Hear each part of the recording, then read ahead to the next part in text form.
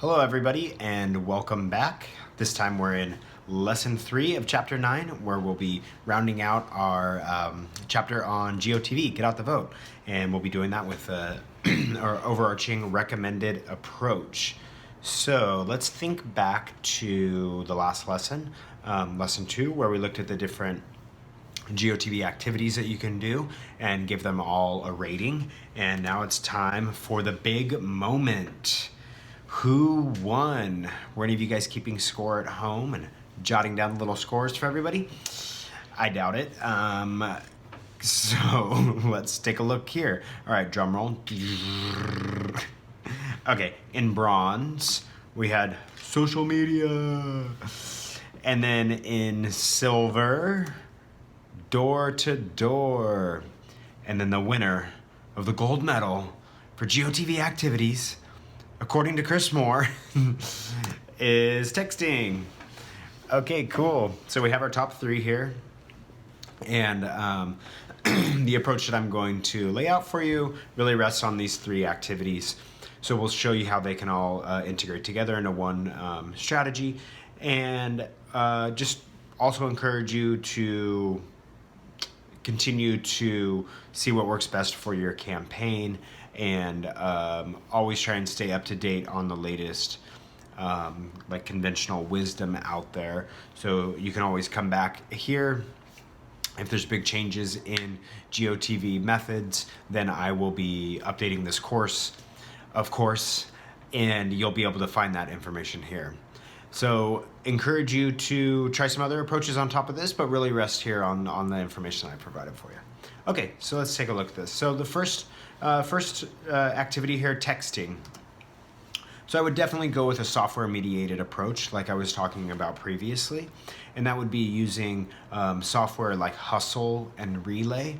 So what this is it's a platform that your volunteers can log onto from anywhere on their computer, and it will provide them with a big list of voters that they can contact, and it'll have language that's already populated in this screen. So it looks like a chat window with tons of voters and language that's already populated that they can choose from. And the first one will be like, hey, I'm so-and-so, I'm a volunteer with, campaign for Hillary.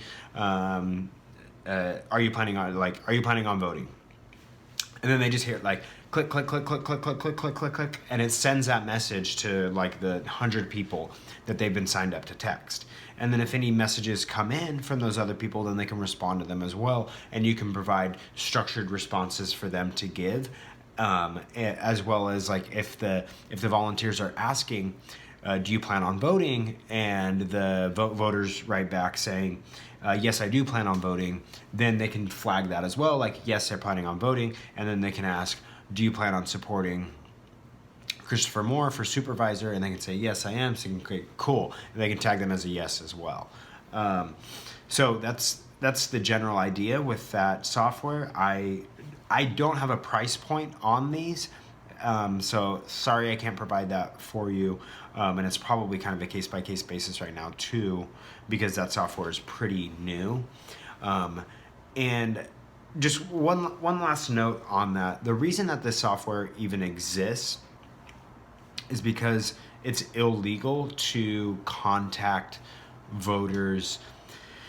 It's called the TCPA, Telephone Consumer Protection Act. And it's to protect consumers from being spammed on the phone. And it also extends to email as well. And so there's a little bit of gray area about like, well, what is a text message? Is it a phone call? Is it an email? Is it like a fax? Because they had laws about faxes too. And essentially the law says that if you're sending text messages to if you're sending text messages to people that have not explicitly signed up to receive them from you, then you're violating the TCPA. And they'll fine you, or they can fine you. Chances are they won't, but they can. And it's not like, oh, you did something bad, here's a fine. It's like, oh, you did something bad when you sent that text message and that text message and that text message and here's your fine for that one and that one and that one and that, and like it can add up to like crazy ridiculous money, like more money than you're gonna raise for your city council race, like a lot of money. So you wanna be compliant there. That's why that software exists. So there are some ghetto options that I've tried to figure out for you here, and that's being compliant with TCPA to the best that I can understand it, and I know it pretty well, but once again, I'm not an attorney. I'm not giving you legal advice here about how to adhere to the TCPA. So if you are worried about adherence to these laws, then you'll want to check in with either like a campaign attorney or someone that knows the Telephone Consumer Protection Act really well. And there are lawyers out there that you could probably talk to for really cheap to run like whatever plan you have by them. But I understand it pretty well, and here's my understanding of how you could get around this.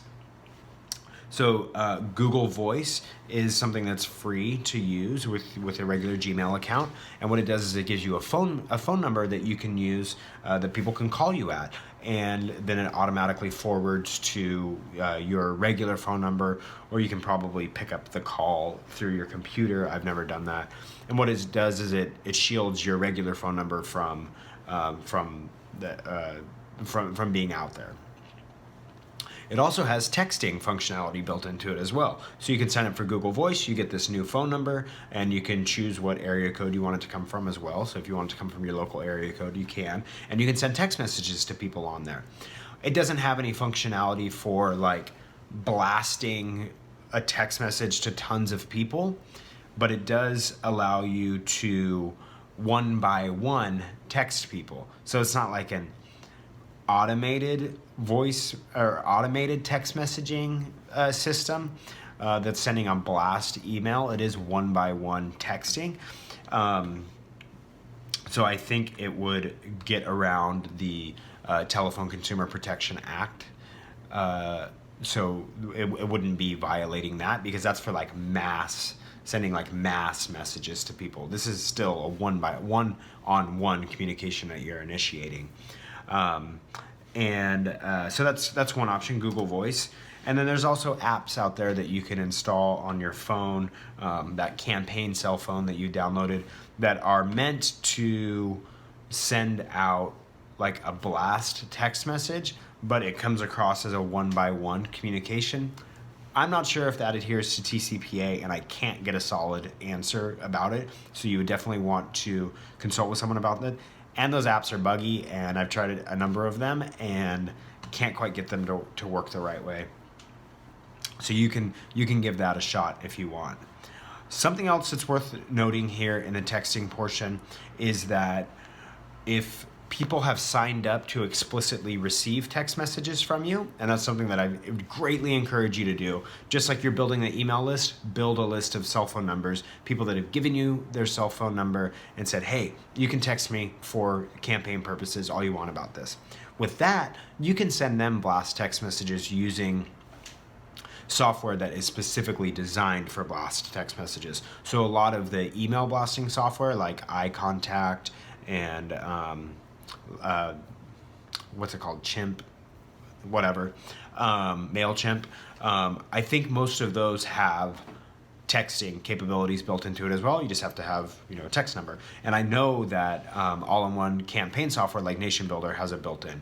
So you can send text messages through that if people have explicitly given you the permission to text them. And that's super, super cheap to do. But it comes from like one of those weird like 5-digit numbers. So people can tell that it's a mass text. But if they've signed up for those text messages from you, then they know it's going to be coming and they're so likely to open it. Okay, so that's texting, and you can do it to hit all of the milestones in GOTV that we talked about, but in particular, the one, like GOTV weekend. So, hey guys, like, the election is on Tuesday. Are you planning on voting? Do you need any help finding where your polling location is? Like, do you want somebody to call you and walk through it with you about where you go, what time you go? Are you planning on supporting Chris? Like, all of that you can do via texting. Okay, so how about our silver medalist here, door to door? So some tips here for getting the door to door portion done effectively. So get the data right first. So before you get volunteers or paid folks out there to go door to door for your campaign, make sure that you have the data right. And I say that because it's difficult to get people to volunteer to do this. So if they do, you really want them to know that they're going to the houses that they're meant to go to, because it's nerve-wracking. And if you can, only send them to houses that have already been identified as supporters through other GOTV activities thus far. Because if you can tell volunteers rather, they're only going to the houses that have already been identified as supporters, then they feel better about that. But you want to get all that data lined up right first. If you guys think that you're going to be doing door-to-door campaigns or having people on the phones, that it's even more of a motivation to use software like Nation Builder. Yeah, you would think I'm getting a cut from Nation Builder. I'm not, just to be clear. Although maybe I should call and try and work out some sort of referral bonus. Anyway, but you would want to use software like that because it's just all in one ecosystem. It's designed for this sort of thing. It spits out sheets for volunteers to take with them that they can easily mark down responses from voters, and you can scan it in easily, all that stuff. As I said, it's a volunteer intensive, so when you do get those volunteers there, follow all the best practices that we covered in a previous chapter about campaign staff and volunteers. Make sure that you provide adequate training for them. Make sure that they have a great experience. Make it fun for them so that they want to keep coming back and working on the campaign. And really if they're going to be going around door to door, make sure that these volunteers are representing your campaign in a way that you want them to. And of course, if you're already going to have people out there going door to door, you might as well have some literature for them to drop, preferably in the form of door hangers if it's GOTV. It's expensive to mail things, but actually having that paper asset at someone's house has a lot of value to it. So if you already have people out there going door to door, definitely have them leaving literature and follow best practices that we covered in chapter 6, I believe, with the paper assets about, what to make prominent, your name, the office you're running for. The election date should be huge if you're doing GOTV door-to-door lit drops, so that they really, really know. And definitely, if you have the resources to do this, and you should, put the people's precinct location on the lit drop. That's so helpful for people. A lot of people are just really confused about where to vote. Confession time from me. I mean, you don't get any more of like a campaign nerd like show up and vote as me. Like, obviously. When I went to go vote in the last election, I went to the wrong polling location. And I'm like, what? How did even me, I managed to mess this up. And I'm as tuned in as I get, but that's because I moved 1 block away. I can see my old apartment. It's right there. Well, it's 2 blocks. But I live in New York City. I live in Lower Manhattan. It's high rises and cramped. And so moving 2 blocks in New York City put me across the precinct line. So I was in a different voting precinct. So I rushed over to vote. It was already kind of late in the evening. It was 7:30, and I rushed to my precinct to go vote. And they're like, "You're not and this is the place that I go to vote. That I've gone to vote for the past 4 years, or 3 years. I lived in that building." And I'm like, "What?" And then I realized oh, I moved. I live down on this street now. And they're like, "Oh yeah, you vote over at this other place now." So I'm like, "Oh shoot!" And I didn't have time to make it over to the other place, so I had to fill out a provisional ballot, and they ended up not counting my vote. So I was pretty disappointed about that. So now if people ever go and look me up to see if I voted in that election, they're not going to see. But anyway, I would definitely not have been any votes that changed anything. It was a local race here in New York City. Okay, sorry. sidebar over. Moving on, let's talk about our bronze medalist here, social media. Look at little marky mark over there. All right, so we talked about the platforms that we're using on the campaign. It's Snapchat and Facebook. Same thing with GOTV. You're going to utilize both of those platforms. So on Snapchat, we talked about the ability to send direct messages to people and send stories to people. Basically, like, you record your snap. You're like, hey, it's Chris. You better go out and vote today. Love you. Like whatever your snap is, and hopefully it's more put together and polished than that. And you. Rather than post, you post it to your story. That'll be the first bar that you see. You record it, and you hit the little arrow, and the first thing that you see will say "My Story." So you go ahead and post it to your story, and then down below that will be all of your contacts. And if you follow the strategy that we used earlier about voter number 1, voter number 2, voter number 3, like importing people that are on Snapchat that are voters, then those should all be listed there, as well as any other friends and people that you have on Snapchat already. And you're gonna go through and tap everybody and send it through. And I've never tried to send a direct Snapchat message to that many people, so I don't know if there's a cutoff. But if there is, then you can see where you left off. Everything should be in alphabetical order on there. Write a little note to yourself, and then record it again, and then send it to the next big tranche of people. And should only take a minute, but people open up text messages and they open up Snapchat messages, because you don't get any spam as a Snapchat direct message at all. So people are not going to think that this is some hey, don't forget to vote, or hey, did you know it's 50% off at Old Navy? Go ahead and go shop online. They don't get any crap like that as a Snapchat direct message. So it should be a really effective way of reaching that person. And make it personal. Put a little touch in there. It's hey, if you don't know where to go and vote, if you're a little bit confused how to vote, send me a message back, and I will put you in touch with my campaign, or I'll tell you where to go to vote, depending on the size and scale of your operation there. Maybe you have the capacity to communicate with people one-on-one, or give them a phone number to call, whatever. But yeah, okay, so that's Snap. Facebook, you're going to want to go live. As we've talked about, Facebook's algorithm prioritizes going live, so that's how the most people will see it. Be upbeat, be energetic, maybe do it from the polling location with whatever restrictions apply.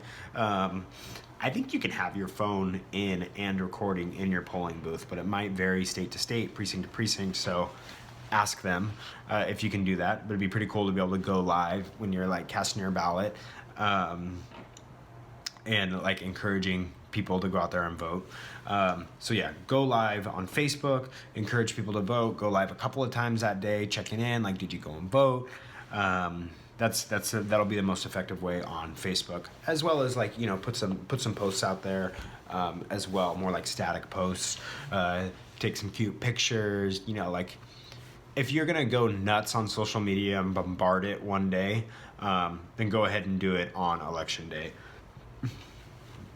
You can also do it, don't go nuts and bombard it before Election Day, but of course that whole GOTV weekend, you can be going live and talking about it.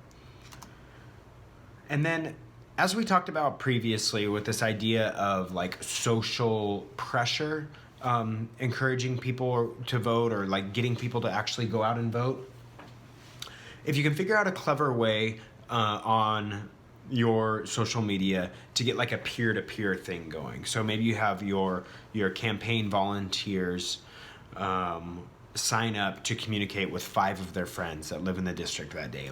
Hey, just so you know, I've been signed up as a voter turnout buddy. I know it's kind of cheesy, but hey, I'm your guy. I'm gonna be checking in with you. I'm gonna make sure that you voted.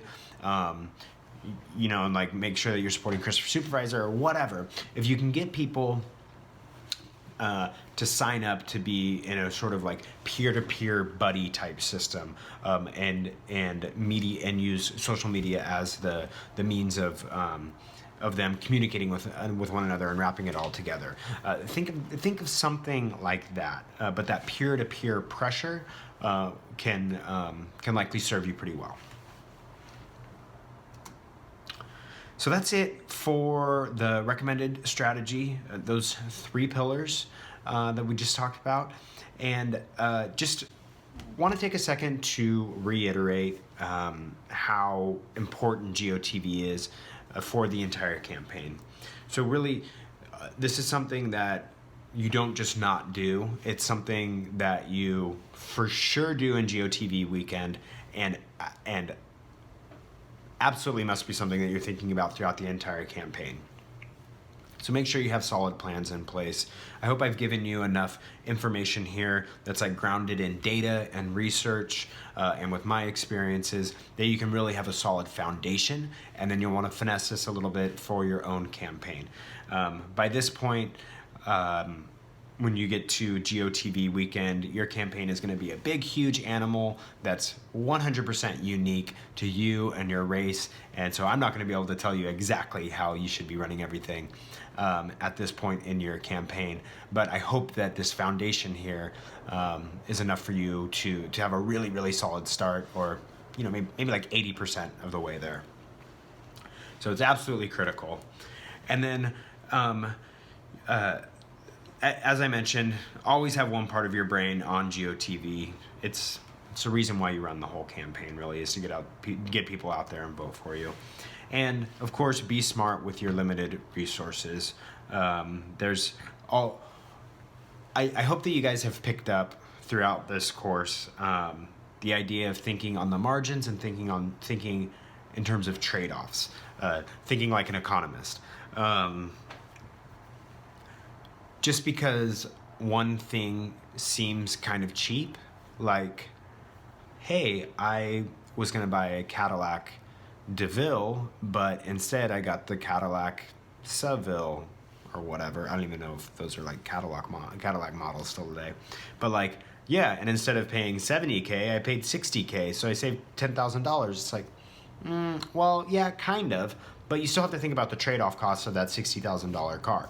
You could buy a perfectly good used car that's 100% reliable for $15,000, and then you would have another, $45,000. I'll do my math real quick. $45,000 that you could spend on, vacations and your kids and savings and whatever. So you have to think about that. Just because using a phone vendor to carry out an entire GOTV campaign for you for $1,500. You're like, yeah, that's a really great deal, I think. Doesn't that sound like a great deal? $1,500 and they'll do all this for us? Yeah, totally. Like, let's do it. Totally. I mean, maybe that's to reach like 1,500 voters. If you took $1,500 and spent it on like digital ads, like you could hit people crazy during GOTV weekend. That's like a huge number of ads spread out over 3 or 4 days. Or you take that $1,500 and say that you're going to buy like tons of pizza and have like some sort of like band come and play for volunteers, and that's enough draw to get like 200 volunteers to come in and walk precincts for you during GOTV weekend. So like the idea here, think of trade-offs and just be smart with your limited resources. I know that's been a theme throughout the whole course, but it's particularly important in GOTV because it's like such a big giant push. So that's the conclusion for Chapter 9 on GOTV, Get Out the Vote. If you have any questions or cool input, cool stories, anything like that at all, you know the deal. Put it over here in the comments and I'll be able to respond to you just quick as I can. And yeah, good luck with all the GOTV, guys. Thanks.